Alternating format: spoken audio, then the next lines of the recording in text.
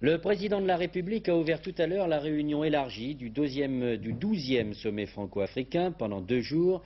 Les 35 pays présents parleront notamment de la crise économique de l'Afrique, du système d'apartheid en Afrique du Sud, mais aussi du Tchad où les menaces du colonel Kadhafi se font de plus en plus précises.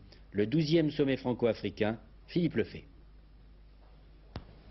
Ce sommet s'est ouvert sans enthousiasme particulier, au contraire. Rien n'a évolué des questions que cherche à résoudre l'Afrique et son partenaire français.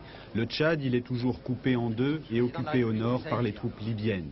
L'Afrique, elle doit, elle, 1200 milliards de francs à ses créanciers. C'est sur ces 2 thèmes que le président français a décidé d'axer son discours d'ouverture. Avec une idée force, l'Afrique doit pouvoir nourrir les Africains et un nouvel avertissement sur le Tchad.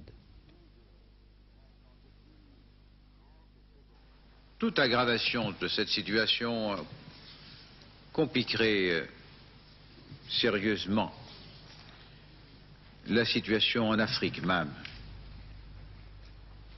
D'abord dans tous les pays limitrophes, ensuite dans les pays un peu plus lointains. Si un climat d'insécurité se répand en Afrique, alors que vous avez tant à faire pour promouvoir l'état économique et social de vos populations, comment ne pas se dresser pour que l'on dise halte à quiconque voudrait troubler la paix davantage? De fait, dans les couloirs du centre Kléber, il y a une vedette qui, comme les autres années, est absente, c'est le colonel Kadhafi.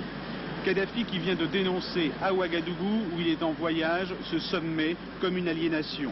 Kadhafi qui propose aussi plus au président de l'ex-Haute-Volta, le Burkina Faso, le capitaine Sankara. Il lui offre, en plein sommet de Paris, du pétrole, de l'argent et une alliance.